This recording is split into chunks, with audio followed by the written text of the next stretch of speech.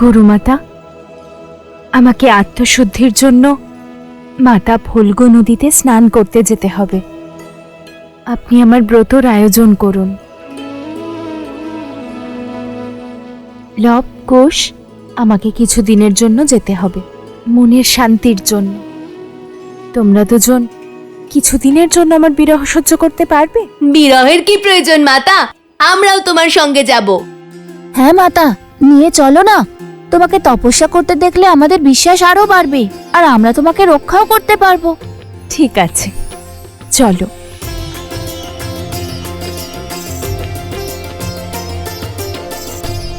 মিত্র, আমাদের সেনাদের সুবিধার জন্য এই সরস্বতী নদীর উপকণ্ঠেই শিবির স্থাপন করতে হবে। ফল্গু নদীও এই নদীতে এসে মিলিত হয়।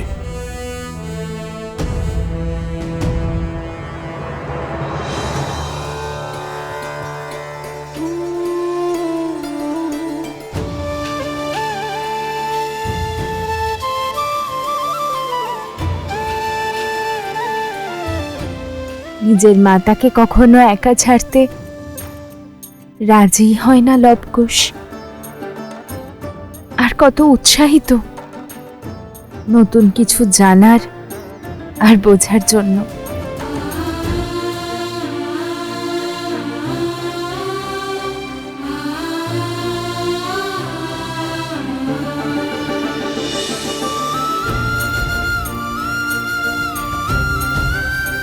আপনি যে পুত্রদের জন্য উৎসাহিত, তা আপনার মুখ দেখেই বোঝা যাচ্ছে বনদেবী। হ্যাঁ গুরুমাতা, মনে হচ্ছে এই যাত্রা জীবনের দিশা আর দশা দুই পরিবর্তন করবে।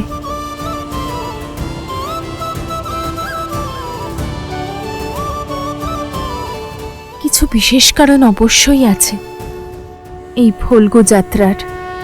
প্রভু, চন্দ্রবাহু বরদান লাভ করেছে। যখন সে যুদ্ধভূমিতে থাকবে তখন তার স্ত্রী পদ্মা ব্রহ্মমন্ত্র জপ করবে। আর প্রভু, যতক্ষণ রানী পদ্মা জপ করে চলবেন ততক্ষণ চন্দ্রবাহুর শ্বাস চলতে থাকবে। তাকে কেউ বধ করতে পারবে না।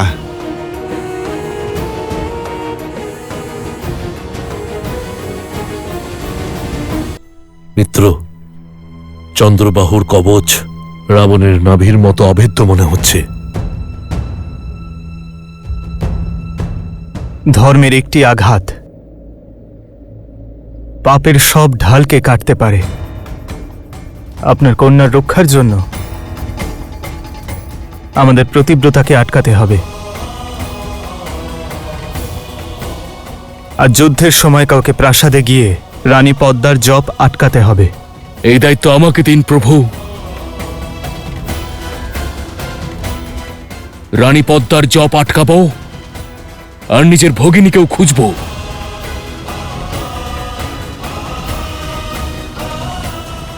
অঙ্গদ,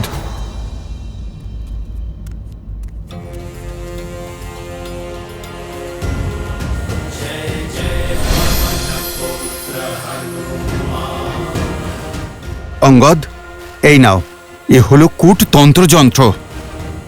তন্ত্রের শক্তি দিয়ে তৈরি এক মায়াবী যন্ত্র। আমায় এই যন্ত্র মহারাজ বিভীষণ উপহার দিয়েছিলেন। এই যন্ত্র নিজের শক্তি দিয়ে মানুষের মধ্যে মিথ্যা বিবাদ সৃষ্টি করে। তোমার মহলের ভিতরে এই যন্ত্রের প্রয়োজন পড়তে পারে। এর ফলে তোমায় সেখানকার রাক্ষসীদের বধ করতে হবে না।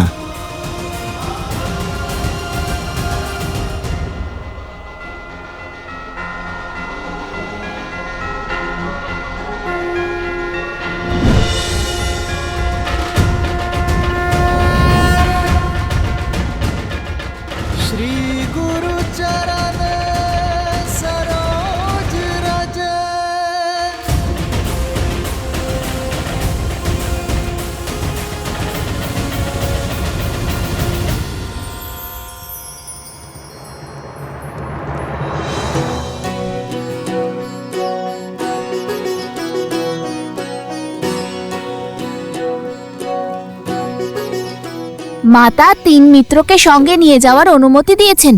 বলে দাও বনদেবীকে আমি প্রস্তুত। আর আমিও। বনের পথে পুষ্প নয় কাঁটা বিছানো থাকে, ওই পথ দিয়ে ফিরতে দুরবস্থার শেষ থাকবে না। একবার ভেবে দেখো। কত বোকা তুমি ভ্রাতা শাণ্ডিল্য। লবকুশ থাকতে মাতার পা কাঁটা বা কাদায় পড়বেই না। বনদেবী উনি বনে যাবেন ষণ্ডের গাড়ি করে। কথা অনেক বড় বড় বলো তুমি কুশ। কিভাবে যাবেন বনদেবী? ষণ্ডের গাড়িতে? আশ্রমে তো কোনো গাড়িই নেই। নেই তো কি হয়েছে, বানানো হবে। কি তাই না দাদা? হ্যাঁ, কথাটা তো ভালোই বলেছো, তবে এটাও ভাবতে হবে যে এটা কি করে সম্ভব। আর ষণ্ড, তার কি হবে? আশ্রমে তো শুধু গরুই রয়েছে। ষণ্ড কি কাঠের দ্বারা তৈরি হবে?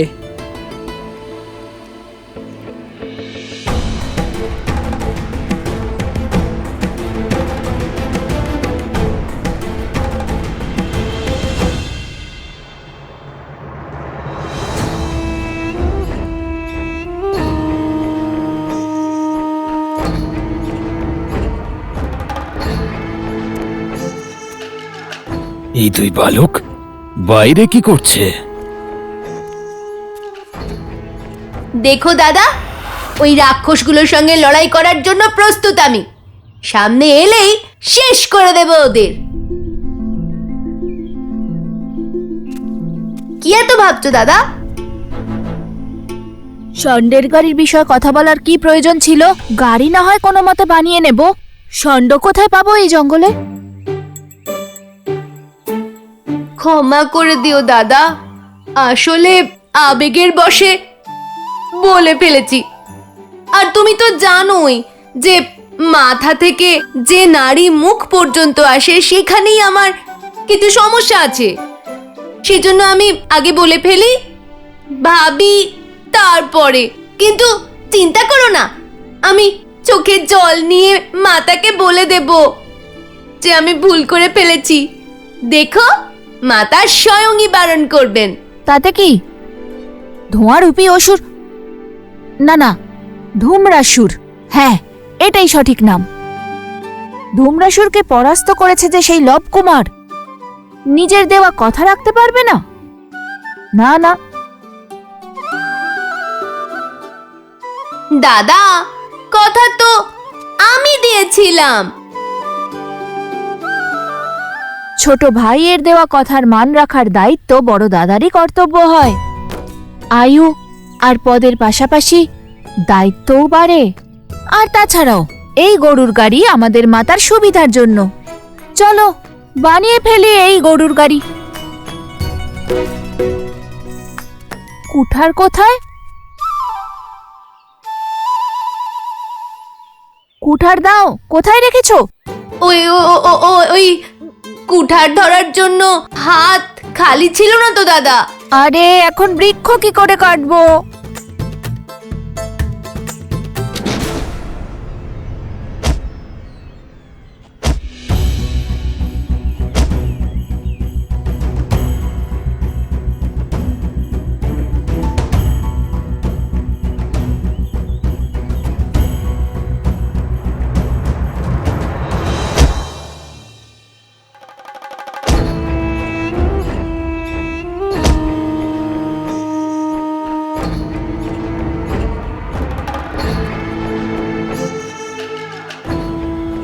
তোমরা দুজন কারা? এই ঘন অরণ্যে কি করছো?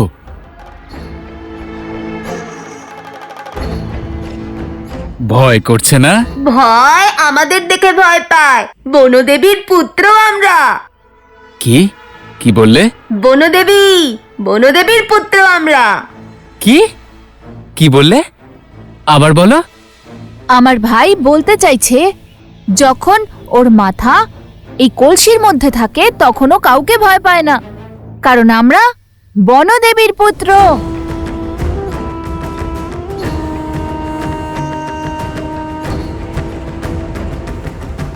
বনদেবী অর্থাৎ তোমরা দুজন বনের রাজকুমার? আমার প্রণাম স্বীকার করো। আমাকে সেবা করার সুযোগ দাও। বলো, কি চাই তোমাদের? আমাদের কিছু কাঠের প্রয়োজন। আমরা আমাদের মাতা বনদেবীর জন্য একটা গরুর গাড়ি বানাতে চাই, যাতে উনি খুব ভালোভাবে ফল্গু নদীতে পৌঁছতে পারেন। আর শুধু কাঠই নয়, গরুও চাই আমাদের। একেই বলে বিধির বিধান। আমি একটি গাড়ি বানিয়েছি, ভাবছিলাম আশ্রমে দান করব। তোমরা তো বনদেবীর পুত্র, তাই এটিকে আমার তরফ থেকে বনদেবীর জন্য উপহার স্বরূপ স্বীকার করো, তাহলে আমি ধন্য হয়ে যাব। অদ্ভুত, এ কি দারুণ সংযোগ! আমরা কি গাড়িটা দেখতে পারি?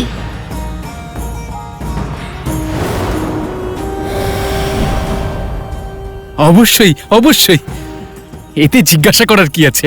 এসো এসো।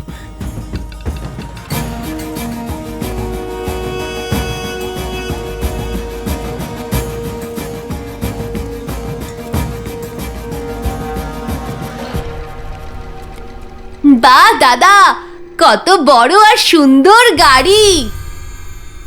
আর মজবুতও। অসংখ্য ধন্যবাদ। এবার আমাদের একটা গরুর প্রয়োজন। ও ও, ইচ্ছে থাকলেই উপায় হয়। আমি একটু আগে ওই সেতুর কাছে কয়েকটা গাভী আর ষণ্ডকে চড়তে দেখেছি, কিন্তু ওরা বন্য প্রাণী, তাদের নিয়ন্ত্রণ করা সহজ নয়। যে লবকুশ মায়াবী অসুরদের শায়েস্তা করতে পারে, তাদের কাছে ষণ্ডদের আয়ত্তে আনা এমন কি বড় ব্যাপার? কি তাই না দাদা? যথার্থ যথার্থ বলেছ। আমরা ষণ্ডের খোঁজে বেরোচ্ছি।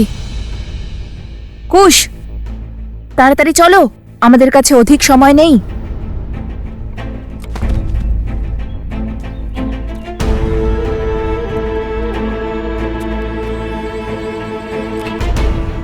জয় শ্রীরাম।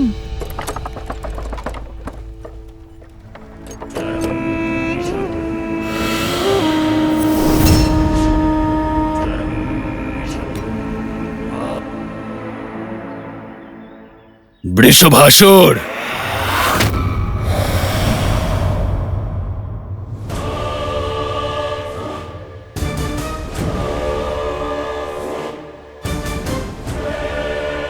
প্রণাম অসুর সম্রাট। যাও বৃষভাসুর, ওই দুজন বালককে হত্যা করো। যদি তুমি এই কার্য সম্পন্ন করতে পারো, তাহলে মথুরা রাজ্য তোমার। যাও। আপনার আজ্ঞার পালন অবশ্যই হবে মহারাজ।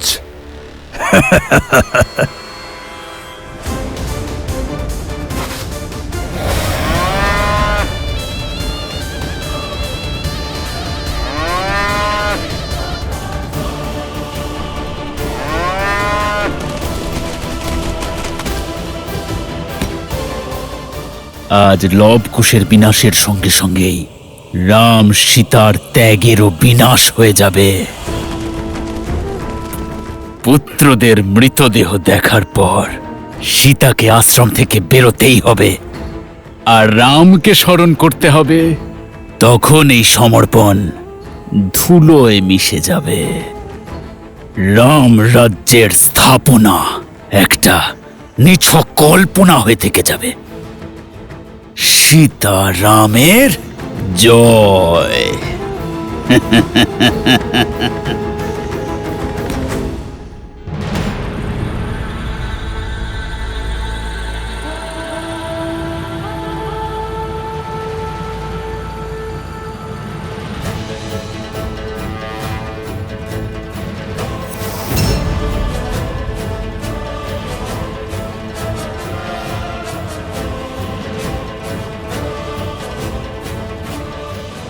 আজ আরও একবার আমরা অধর্মকে শেষ করতে একসঙ্গে দাঁড়িয়ে আছি। চলুন দুষ্ট রাক্ষসদের আরও একবার ধর্মের শক্তি দেখিয়ে দিই। সংসারকে আরো একবার ন্যায়ের শক্তি দেখিয়ে দিই। আরো একবার নারীর সম্মানের জন্য একত্রিত হই আমরা। আরো একবার ধর্মের বিজয়ী হওয়ার ধ্বজা ওড়াই।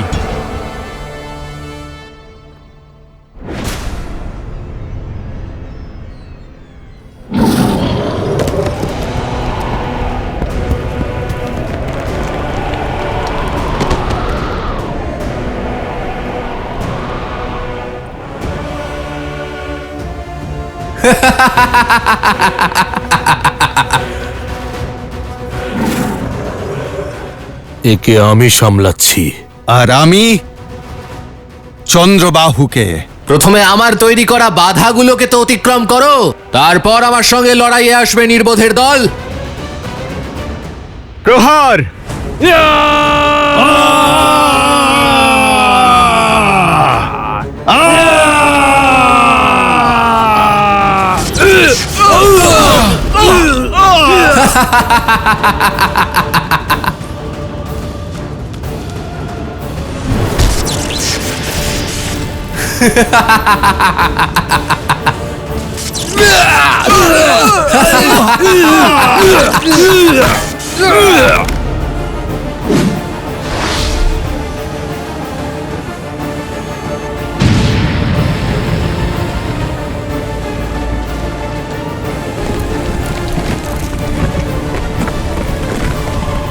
আক্রমণ!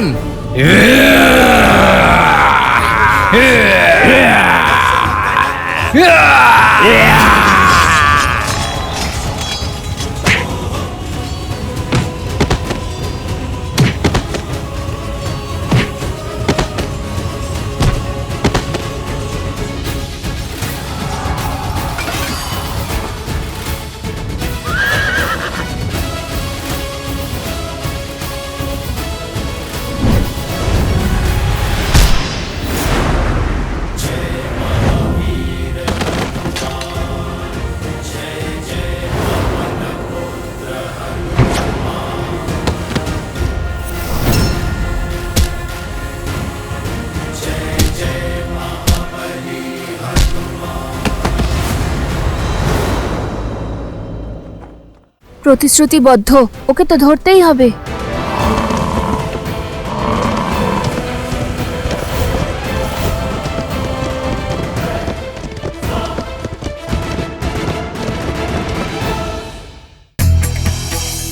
পৌরাণিক বৈদিক নদী সরস্বতীর বর্ণনা রামায়ণ কালে তো করা হয়েছে, কিন্তু মহাভারত কালে এটি ভূমিগত নদীতে পরিবর্তিত হয়ে যায়।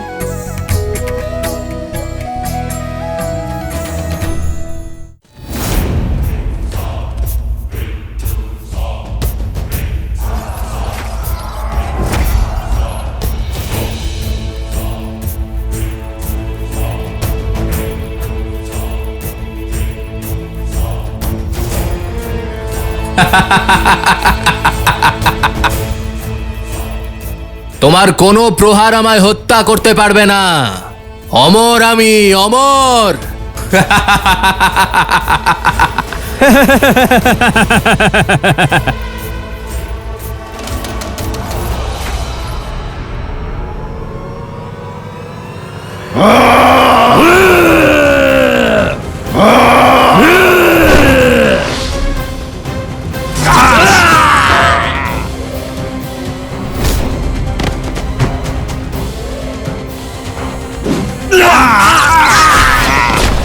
হনুমান, অঙ্গদের কোনো সংবাদ এলো? না প্রভু।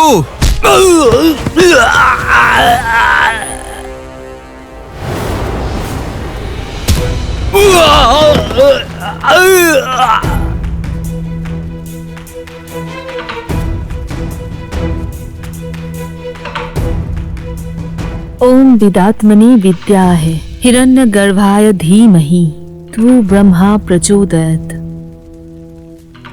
ओम विदात्मनि विद्याहे हिरण्यगर्भाय धीमहि तु ब्रह्मा प्रचोदयात्।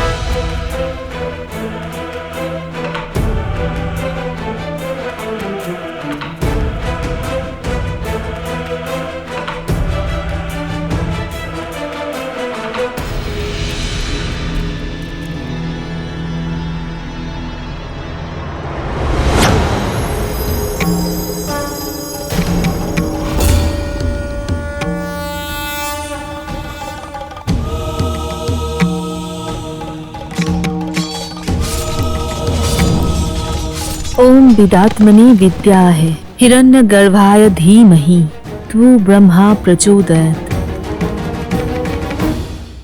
প্রতিশ্রুতিবদ্ধ, ওকে তো ধরতেই হবে।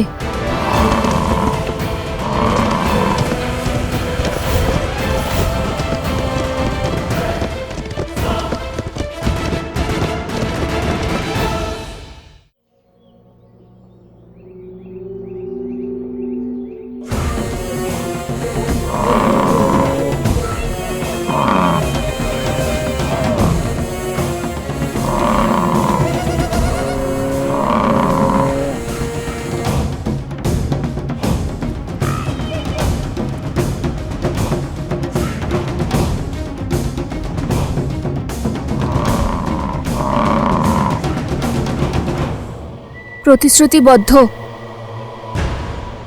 ওকে তো ধরতেই হবে।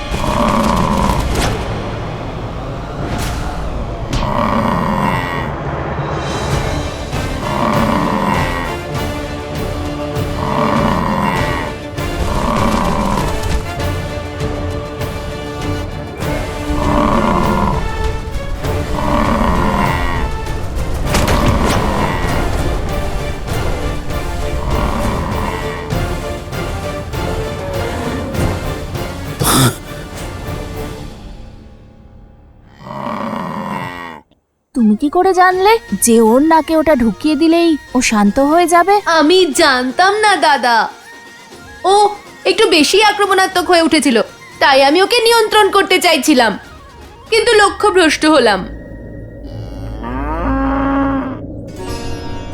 হে ঋষভ মহারাজ, আমরা আপনার সঙ্গে লড়তে চাই না। আমরা তো শুধু আপনাকে আমাদের গাড়ির সঙ্গে বাঁধতে চাই, যাতে আমরা আমাদের মাতাকে সুষ্ঠুভাবে ফল্গু নদীতে নিয়ে যেতে পারি, ওনার কোমল চরণ পাথর আর কাঁটার থেকে বাঁচাতে পারি।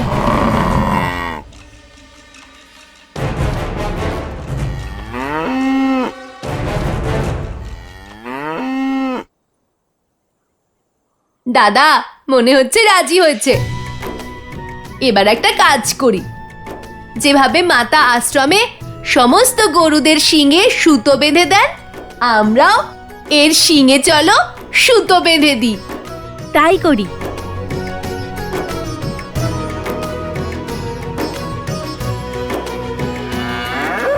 যাবো দাদা? যাও। সত্যি যাবো তো? যাও। সত্যি? আরে যাও।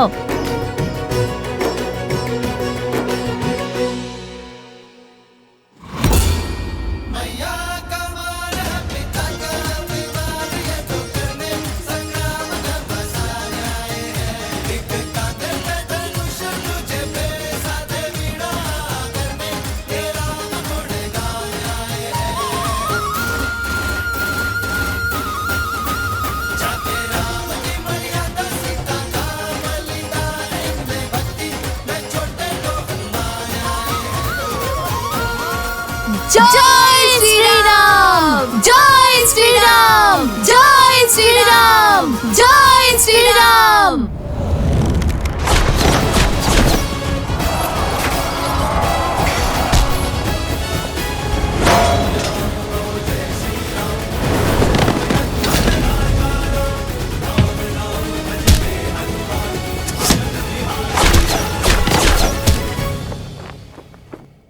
ओम विदात्मने विद्याहे हिरण्यगर्भाय धीमहि तु ब्रह्मा प्रचोदयात्।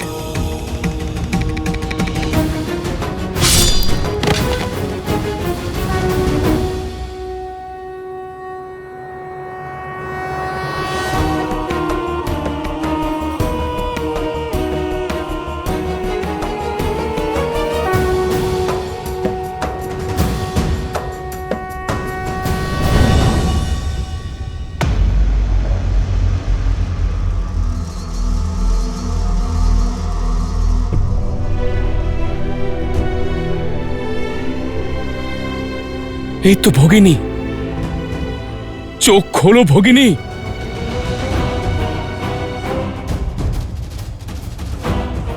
আমি আমার ভগিনীকে নিতে এসেছি। কি করেছো তুমি আমার ভগিনীর সঙ্গে?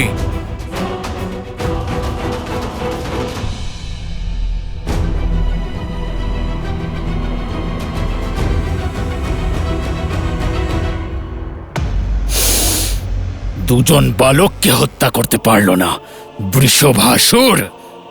দাদা, এবার আমাদের গাড়ি প্রস্তুত। এবার মাতার কোনো কষ্টই হবে না।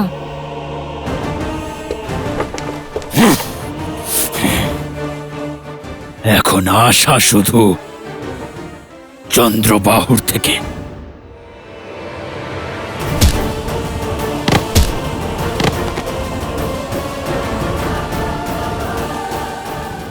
আজ পিতা আমার ওপর কত গর্বিত হবেন। আমি শীঘ্রই রামের মৃত্যুর শুভ সংবাদ দেব।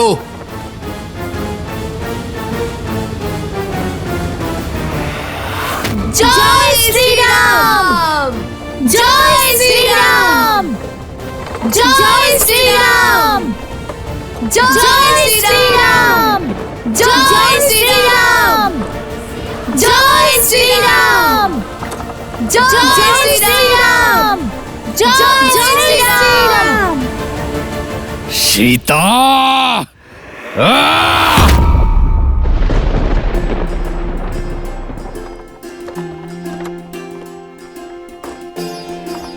জয় শ্রীরাম, জয় শ্রীরাম, জয় শ্রীরাম, জয় শ্রীরাম, জয় শ্রীরাম।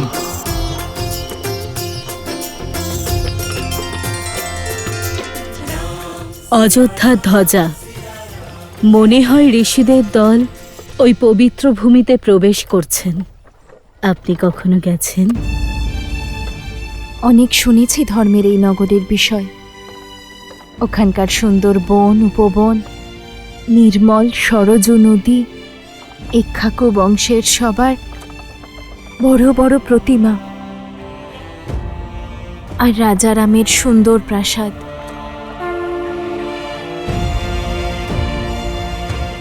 সত্যি অদ্ভুত শ্রীরাম আর ওনার নগরী। ওই দেখো অযোধ্যার ধ্বজা। এর সংকেত তুমি বুঝতে পেরেছো? শীঘ্রই গুরুদেব আমাদের অযোধ্যায় প্রবেশ করার অনুমতি দেবেন।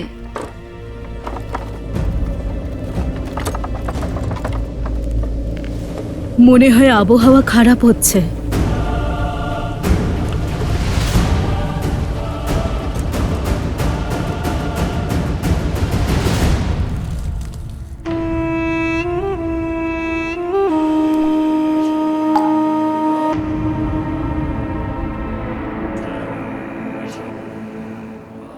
জাগো, আমি তোমাকে আমার রূপ, আমার স্বরূপ, আমার পরিচয় দিচ্ছি।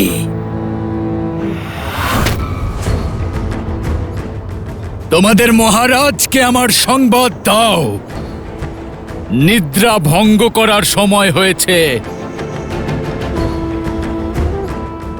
অধর্মের আতঙ্ক ছড়ানোর সময় হয়েছে।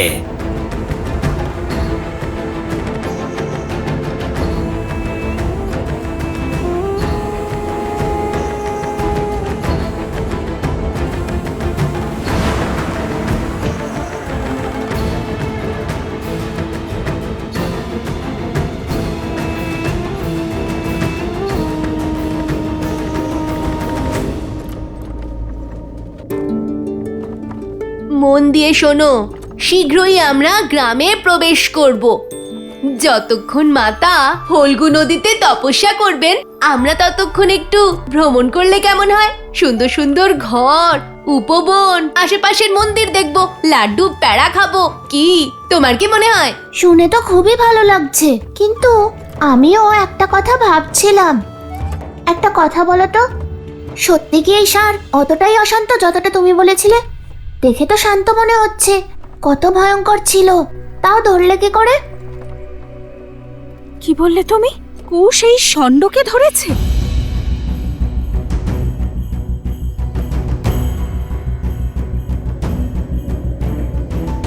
শুনলেন আপনি গুরুমাতা? কুশ এই অনিয়ন্ত্রিত ষাঁড়কে নিজের নিয়ন্ত্রণে এনেছে। আচ্ছা, এবার মিথ্যেও বলতে শিখেছো? সত্যি বলছি মাতা, আমি একা কিছু করিনি। যা করেছি আমরা দুজনে মিলে করেছি, কি তাই না দাদা? লব, কি হয়েছে মাতা? মুখটা বন্ধ রাখা গেল না? ক্ষমা করে দিও দাদা, ওই মিত্র জিজ্ঞেস করছিল তাই আমি বলে দিয়েছি।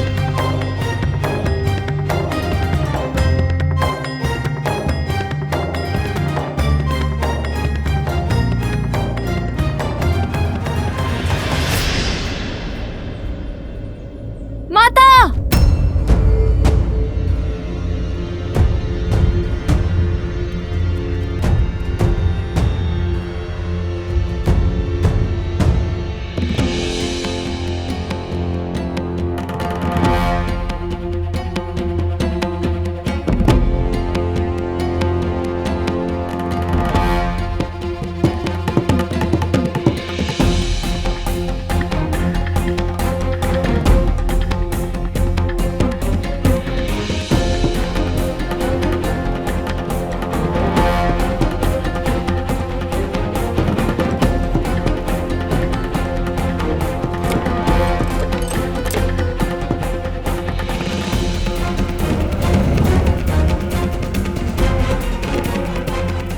এখানে না ঘর আছে, না মন্দির, আর না লাড্ডু।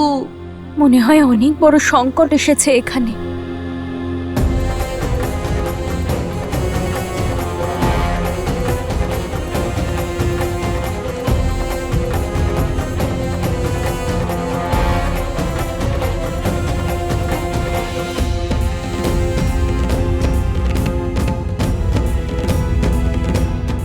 সবকিছু ধ্বংস হয়ে গেছে মাতা, কিন্তু ওই দেখো উত্তর দিকে, ওখানে এখনো একটা বৃক্ষ আছে, ঘন বট বৃক্ষ।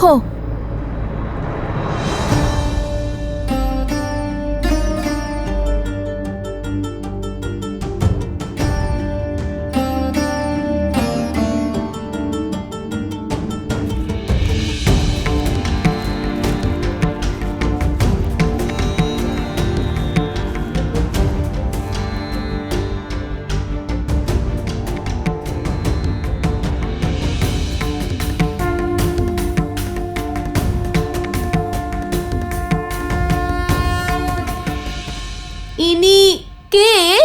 আমাদের রক্ষক উনি। উনি না থাকলে ওই দানব সারা সৃষ্টিকে দূষিত করে দিত।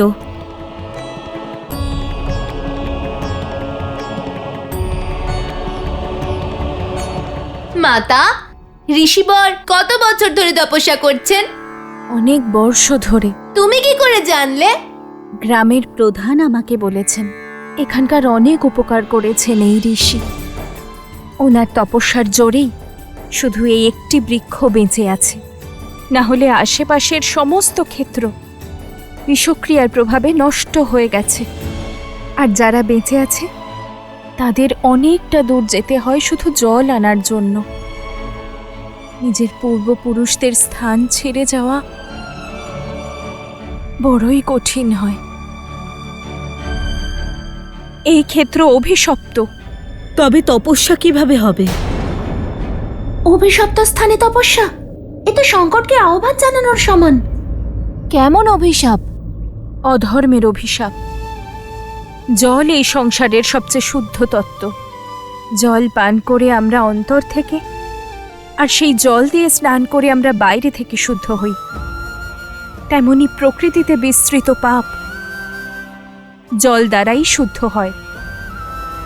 কিন্তু যখন পাপ নিজের সীমা অতিক্রম করে, তখন মানব দৃষ্টিতে ধরা পড়ে না, আর তখন সবার আগে জলই অশুদ্ধ হয়। পাপের নিষ্পত্তি করতে পাপীদের ধ্বংস করতেই হবে। বলো, কে সেই দুষ্ট? ভিন্ন ভিন্ন অসুরের কুল, আর তাদের নায়ক ঋষিবর তপবল দ্বারা তাদের এখানে নদীর নিচে বন্দি করেছেন, যাতে ওদের প্রকোপ এই ক্ষেত্রেই সীমিত থাকে।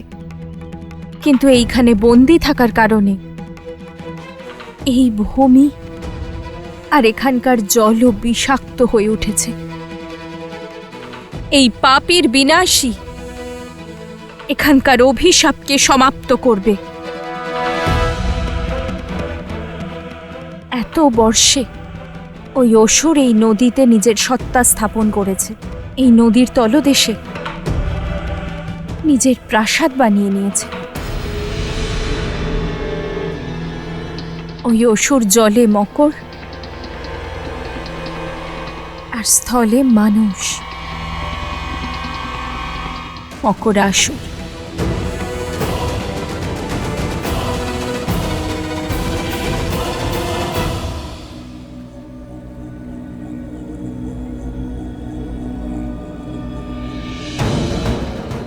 এসো মকরাসুর, এসো, তোমারই অপেক্ষায় আছি।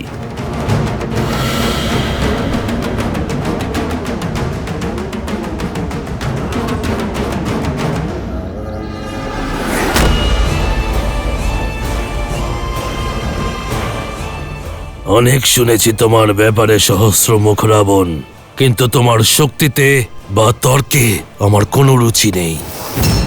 আমি কেবল এখানে তোমার রক্তের সম্মান বজায় রাখতে এসেছি। সুমালির মতো অসুর আর পুলস্তর মতন মহান ঋষির অংশ আছে এতে।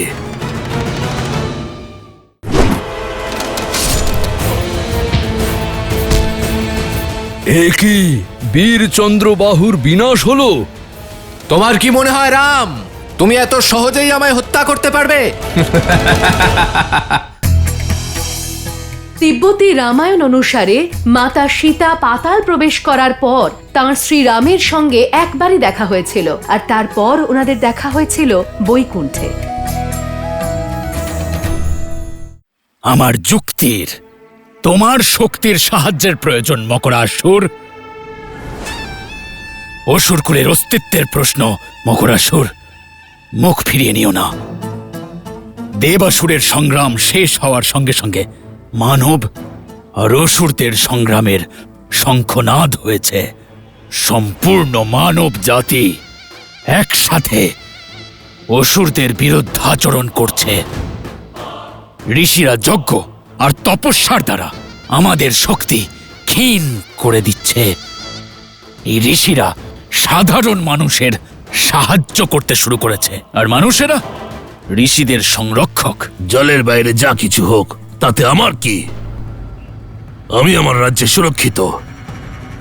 দেখো এখানে কেমন আকাল পড়েছে, আর ওখানে নিচে আমি সাক্ষাৎ দেবরাজের মতো আনন্দমগ্ন হয়ে আছি।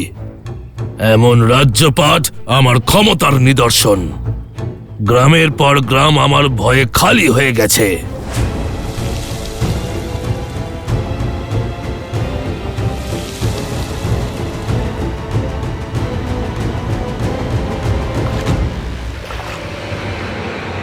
কি হলো মকরাসুর, এত তাড়াহুড়ো কিসের? কেউ তো আছে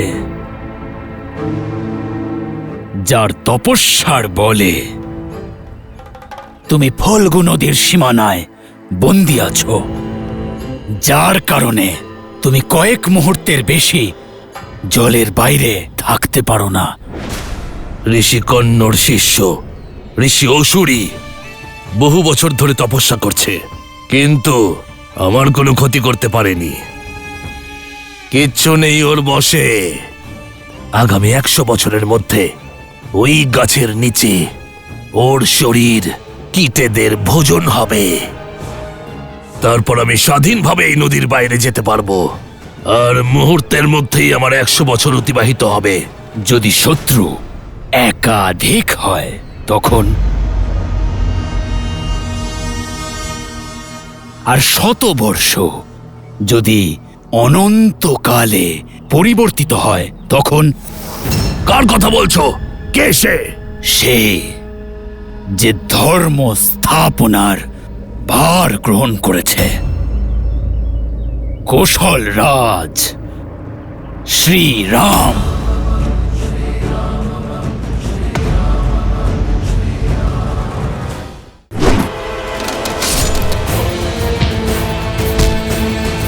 এ কি বীর চন্দ্রবাহুর বিনাশ হলো? তোমার কি মনে হয় রাম, তুমি এত সহজেই আমায় হত্যা করতে পারবে?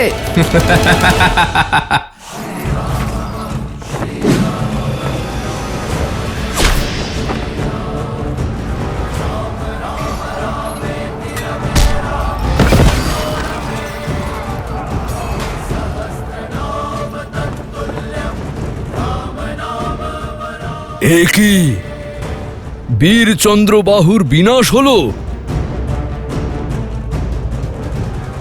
ओम विदात्मने विद्या है हिरण्य गर्भाय धीमहि तत्वो ब्रह्मा प्रचोदयत। ओम विदात्मने विद्या है हिरण्य गर्भाय धीमहि तत्वो ब्रह्मा प्रचोदयत।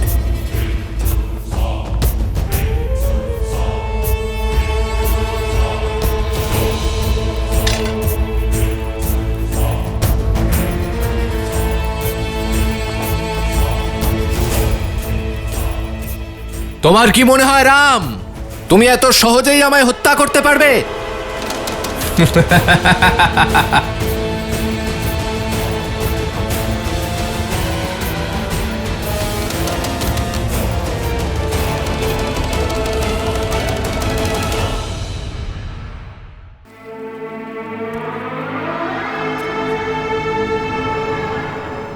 অযোধ্যার মহারাজ সেই যার জন্য অসুর কুল ধ্বংস হতে চলেছে। তার নগর ঋষিদের সুরক্ষার কেন্দ্র হয়ে উঠেছে, আর এখন তার পুত্রেরাও অসুর বিনাশের ভার গ্রহণ করেছে। এই ঋষিরা মানুষদের সঙ্গে যুক্ত হয়ে আমাদের অসুরদের বিনাশে ভাগীদার হচ্ছে। হত্যা করো ওই বালকদের, কথা দিচ্ছি। ওই রামকে হত্যা করার পরিকল্পনাও আরম্ভ করব। ঠিক যেভাবে তুমি এই স্থানকে বিষে ভরিয়ে দিয়েছ, ঠিক সেভাবেই আমি রাম রাজ্যকে বিষে পরিপূর্ণ করব। তুমি তো ভালো করেই জানো আমার রাজকার্যে কোনো আগ্রহ নেই, কিন্তু তোমার তো আছে। বলো, সমগ্র সংসারে রাজত্ব করার সুযোগ চাও?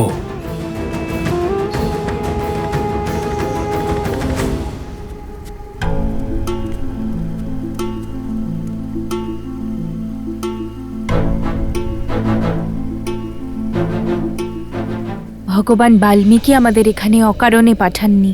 আমি এখানে মনের শান্তি খুঁজতে এসেছিলাম, কিন্তু পেলাম এখানকার মানুষদের কষ্টের অশান্তি। এই তপস্যা আমি নিজের জন্য নয়, গ্রামবাসীদের উদ্ধারের জন্য করব। আর আশা করি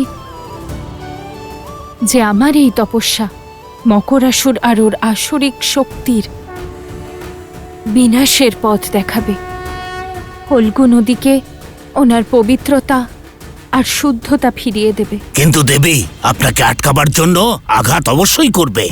হ্যাঁ বলো দেবী, আমাদের ঋষি অসুরের সঙ্গেই থাকা উচিত। ও ঋষি অসুরীকে সাহায্য করতে এসেছে। যদি ঋষি না বাঁচে তাহলে কার সাহায্য করবে? আর ওর মধ্যে এত তপবল নেই যে আমাকে বধ করবে। একবার অসুরী পথ থেকে সরে গেলে তারপর আমি স্বাধীন। কিন্তু আমার সৈন্যদের স্থলভূমিতে তোমার সাহায্য দরকার হবে। আমার রক্ত বিন্দুরা নিজেদের কাজে লেগে পড়েছে মকরাসুর। তোমার সেনাদের পাশে আমার মায়া বল আছে। এবার ওরা ধরায় নিজেদের আতঙ্ক ছড়াতে পারবে।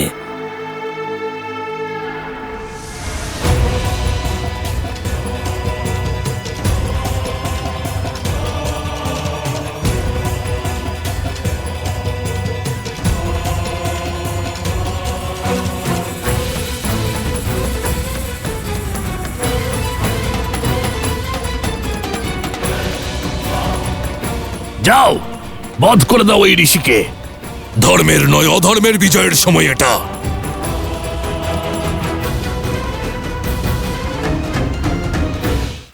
তোমার কি মনে হয় রাম, তুমি এত সহজেই আমায় হত্যা করতে পারবে?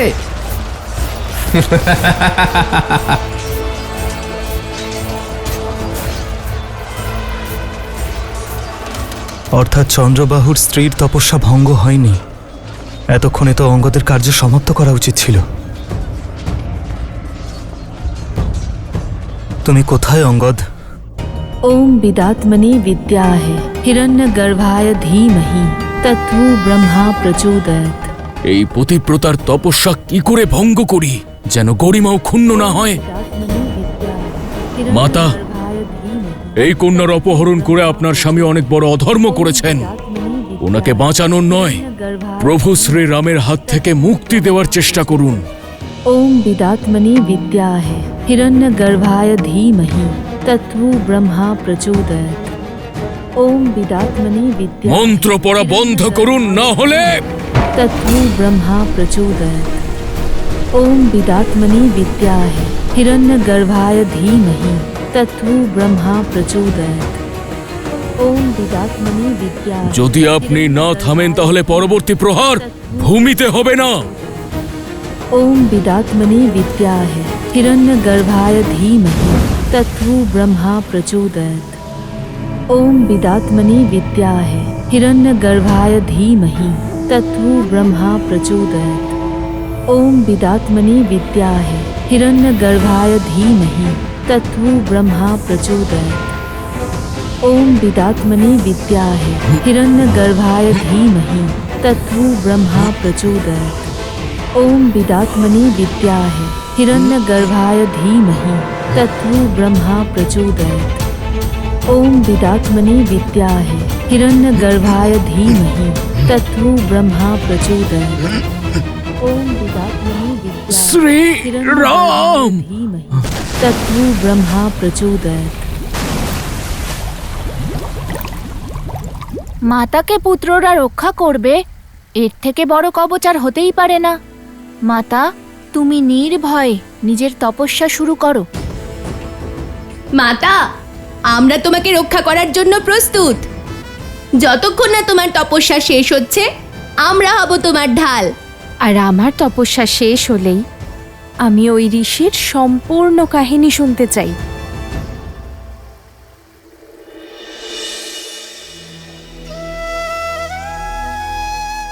হে ফল্গু মাতা, আমার তপস্যার সংকল্প স্বীকার করুন।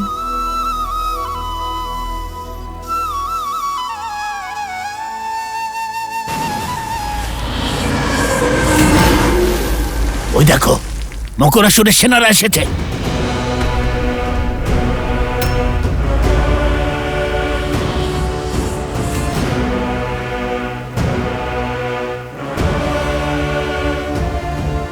পালাও এখান থেকে, পালাও। গুরুমাতা, বৃক্ষের পিছনে যান তাড়াতাড়ি। কিন্তু বনদেবী, আমি সংকল্প নিয়েছি, যতক্ষণ না আমার তপস্যা শেষ হচ্ছে আমি এখান থেকে যাব না। আপনারা যান। যান যান, তাড়াতাড়ি যান।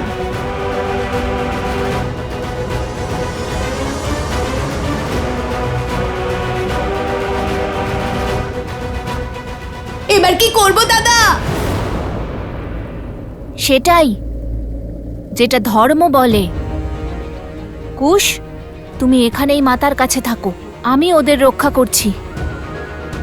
লব, সবাইকে রক্ষা করো। হ্যাঁ মাতা।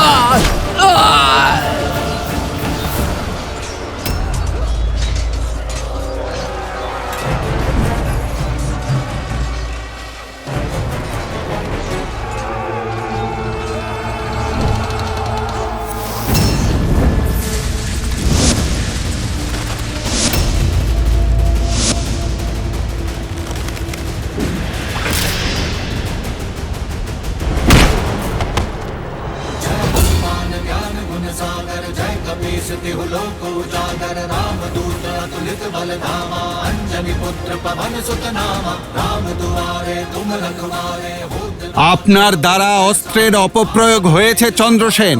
আপনি আমায় অনুমতি দিন।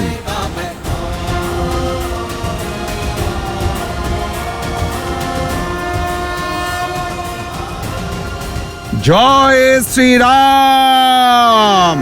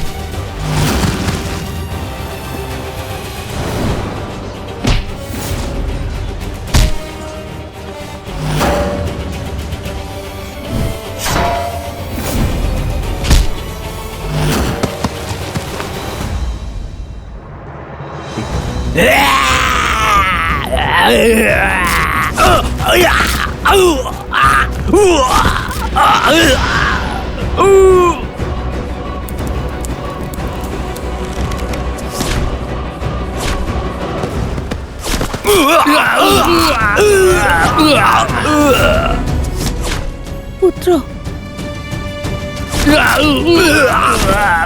নিশ্চিন্ত থাকো মাতা। তুমি জানতে চেয়েছিলে না যে ওই ষণ্ডকে আমরা কি করে ধরেছিলাম? এবার মুখে বলে নয়, কাজে করে দেখাবো।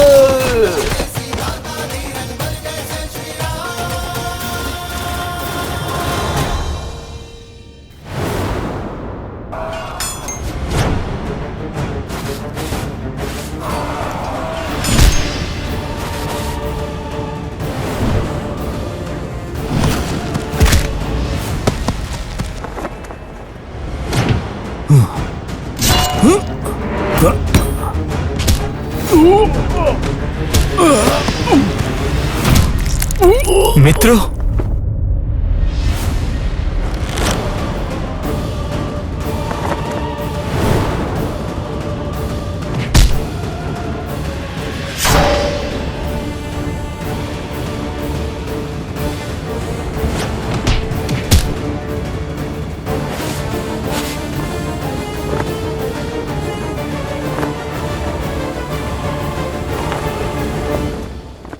কুশ, ঋষিবরকে রক্ষা করো।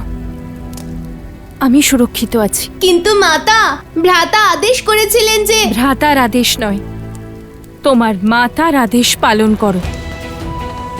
ঋষিবরকে রক্ষা করো আর তোমার মিত্রদের বাঁচাও। নিজেদের পূর্বে নিজের পরিজনদের রক্ষা করা তোমার দায়িত্ব। যাও।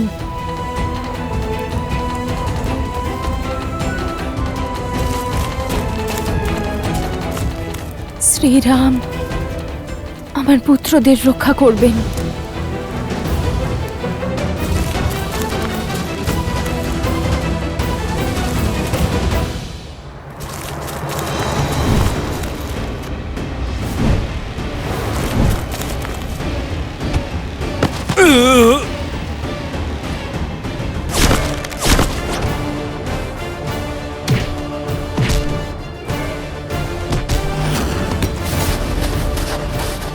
আমার কাছে পৌঁছানো সহজ নয় বানর।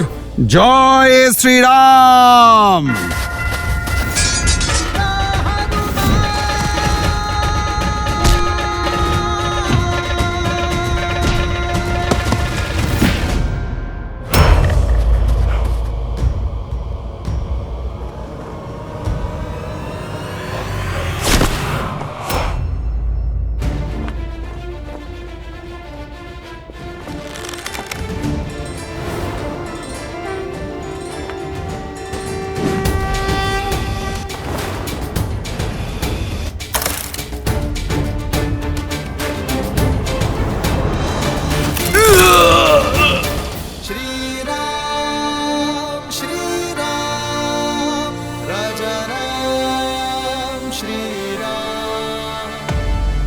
শ্রীরাম তোমায় মৃত্যু দেননি, জানো কেন?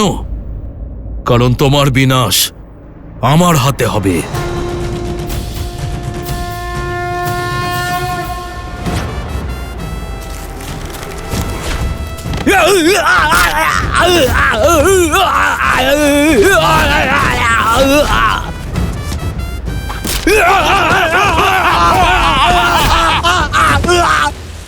বনদেবীর পুত্রদের সামনে বোনকে অসম্মান করার দুঃসাহস!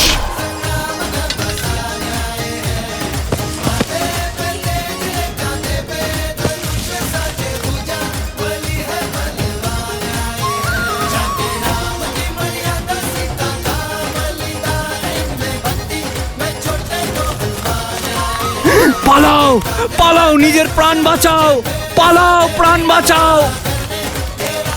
আরে পালাচ্ছ কোথায়? দাঁড়াও!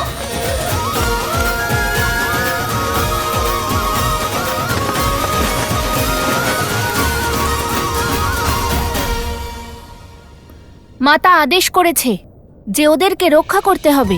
সেই জন্য তুমি আর সোমকরণ ঋষিবরের পাশাপাশি গুরুমাতা আর কুমুদিনী দিদিকে রক্ষা করবে। আমি আর যতুকরণ নদীর তীরে নজর রাখবো। যথা আজ্ঞা দাদা। যতুকরণ চলো।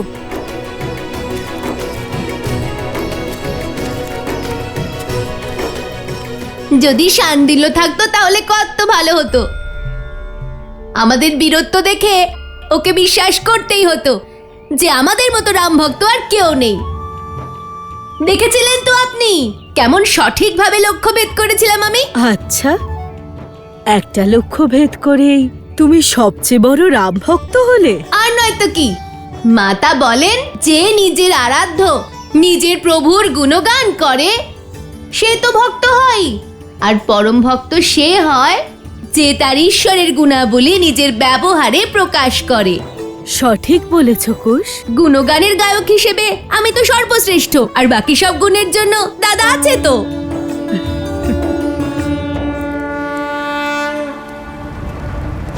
মাতা এখনো তপস্যা করছেন, আর জল এখনো অশুদ্ধ, অর্থাৎ মকরাসুর এখনো ভেতরে আছে, ঠিক মকরধ্বজের মতো।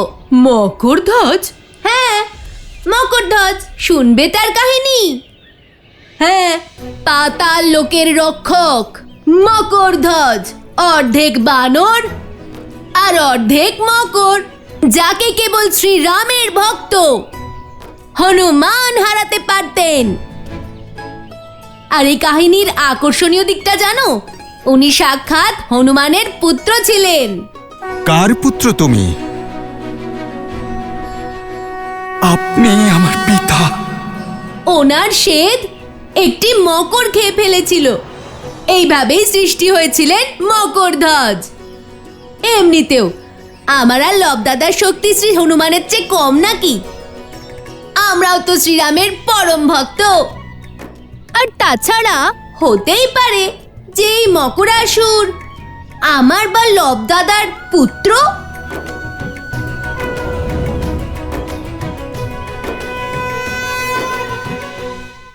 এ তো মানব রক্ত নয়। জানি আমি, এ হলো রাক্ষসদের রক্ত। আমি বলেছিলাম তাদের ধরা সহজ নয়। এক্ষুনি তোমার এই ভ্রম দূর করে দিচ্ছি। এই ফলগুলো দিয়ে ওদের রক্তে এবার লাল হবে। সীতারাম।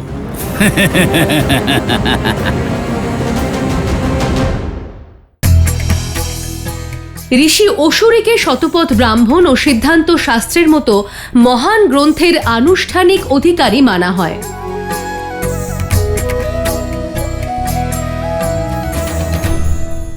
আরে দেখো দেখো, ঋষিবর চোখ খুলেছেন। প্রণাম ঋষি অসুরী, আপনার তপস্যা কি শেষ হয়ে গেল? আরে কোথায় চললেন? আপনি কি আমার উপর রেগে গেছেন? কিছু তো বলুন। কুশ, ঋষিবর এখানেই অপেক্ষা করতে বলছেন। উনি দূরে বসে নিজের তপস্যা পূর্ণ করতে চান। না না না না, আমরা ওনার সঙ্গে ওখানেই যাব। সংকেতের ভাষা খুব ভালো করে বুঝি আমি, তাই না সোমকর্ণ? আপনি মহারিষি, সব জানেন, আর আমি আপনার রক্ষক। সেই জন্যই তো আমাকে আপনার সঙ্গে যেতেই হবে, তাই না ঋষিবর?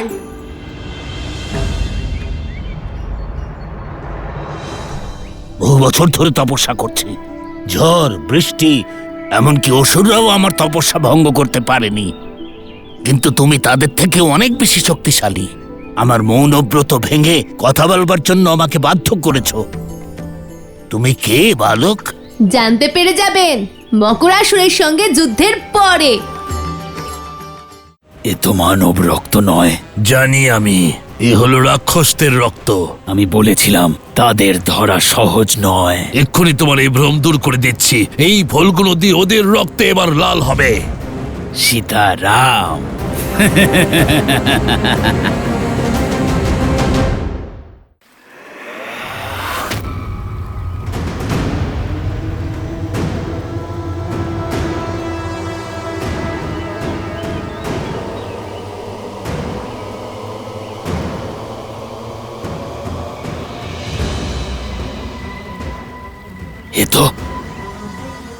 এ তো মানব রক্ত নয়।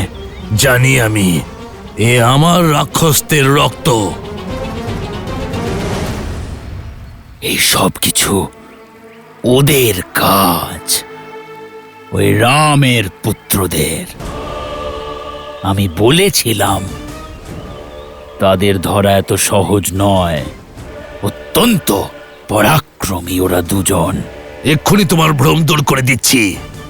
এবার এই ফলগুলো দিয়ে ওদের রক্তে লাল হবে। আমি ওদের আমার কাছে আসতে বাধ্য করব।